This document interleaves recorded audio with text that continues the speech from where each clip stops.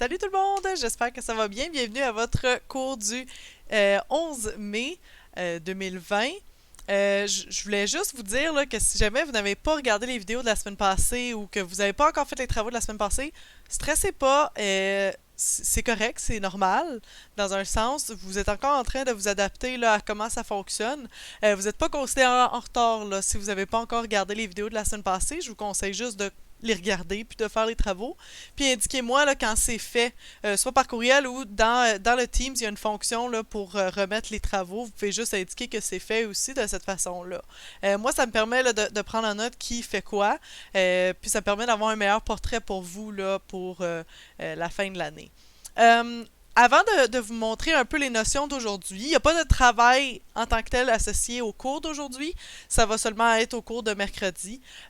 Donc, juste pour vous dire, là, je vais mettre des vidéos le lundi, mercredi et le vendredi, avec des travaux ou non.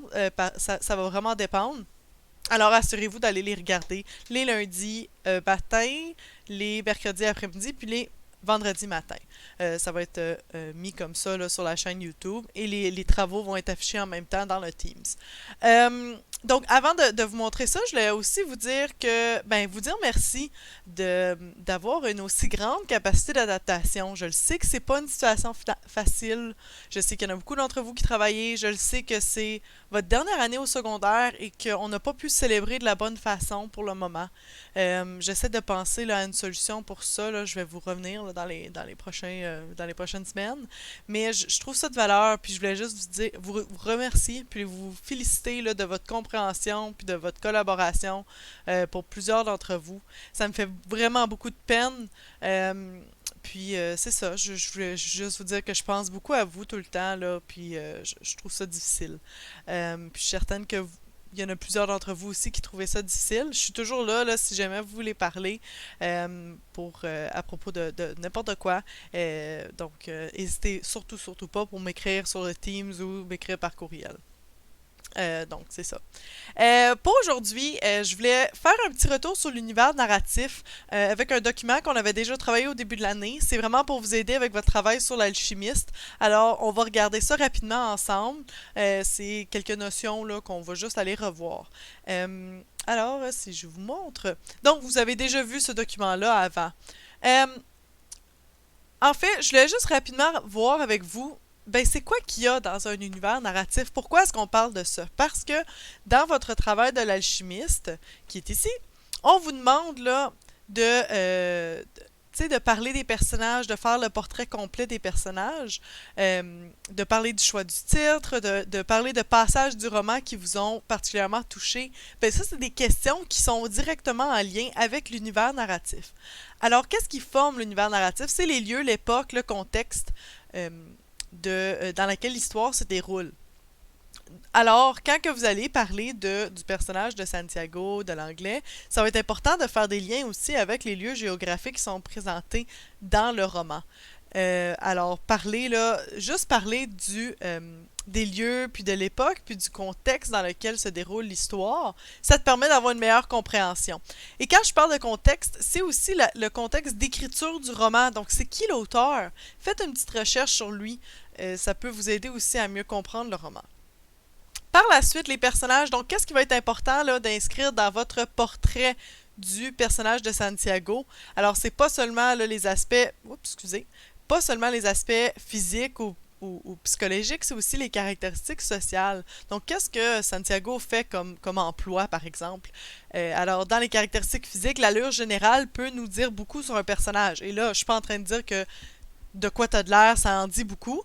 Il y en a certains que c'est pour qui c'est le contraire. Par contre, on en a parlé en classe aussi.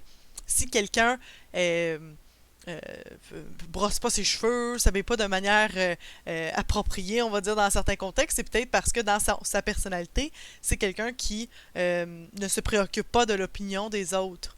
Alors ça aussi, tu peux créer des liens entre l'apparence physique et les caractéristiques psychologiques. Je suis pas en train de dire tout le temps, il faut pas juger un roman par sa couverture, c'est ça l'expression? Mais il faut pas juger, mais parfois ça peut se faire, surtout dans le contexte d'un roman. Donc, les traits particuliers du visage, du corps, l'âge, sexe, posture, démarche, vêtements, accessoires, c'est tous des éléments qu'on devrait retrouver dans les caractéristiques physiques. Oups, excusez. Dans les caractéristiques psychologiques, évidemment, ce sont les traits de caractère, alors de personnalité, que tu vas pas seulement voir dans les paroles. Je vous l'ai dit au début de l'année, quand on rencontre quelqu'un, il nous dit pas bonjour, mon nom est Jean-Paul Jacques, je suis vraiment, vraiment gentil et poli. Non, c'est par ses actions qu'il va le montrer bien souvent. Et dans le roman de l'alchimiste, ça va être important de lire entre les lignes parce que parfois on dirait que c'est un roman simple dans l'histoire, mais il y a beaucoup de messages cachés ou beaucoup d'intentions de l'auteur dans l'histoire. Alors c'est important d'aller voir les caractéristiques psychologiques des personnages pour ressortir ces interprétations-là que vous êtes en mesure de faire. Ensuite, caractéristiques sociales, j'en ai parlé un peu plus tôt. Ça aussi, ça peut avoir une influence sur la personnalité de notre personnage. Alors ça, c'est en ce qui concerne les personnages. Le schéma actantiel, vous allez voir que le schéma actantiel dans l'alchimiste est assez clair. Le but de Santiago, c'est quoi? C'est de trouver un trésor. Et qui lui donne ce but-là, ben, vous allez le découvrir dans le roman, mais il y a un schéma actantiel qui est assez important et facile à percevoir là, dans le roman. On ne vous le demande pas dans votre analyse littéraire, mais ça peut vous aider de le faire à le faire là, si vous avez de la difficulté à comprendre l'histoire, par exemple. Vous pouvez... Oups, excusez. Voyons, j'arrête pas de retourner à cette page-là. Vous pouvez remplir un schéma actantiel, ça peut vous aider aussi à comprendre l'histoire. Ensuite, le schéma narratif, comme on vous parle tout le temps de ça depuis le début de votre scolarité, presque. Dans l'alchimiste, c'est assez clair, le schéma narratif, c'est quoi l'élément déclencheur aussi. Je ne vais pas vous en parler trop parce que je sais qu'il y en a peut-être qui n'ont pas encore commencé à lire, mais ça aussi, ça peut vous aider là, à comprendre la suite de l'histoire, de prendre en note là, les éléments. Alors, si vous écoutez la version audio, par exemple, vous allez pouvoir prendre en note les éléments du schéma narratif quand il se déroule. Ouais, presque. Le dernier élément dont je voulais vous parler, là, c'est les séquences textuelles. Donc, séquences narratives, séquences de paroles, séquences descriptives, explicatives, argumentatives. En fait, dans le roman de l'alchimiste, vous allez trouver tous ces éléments-là. Okay?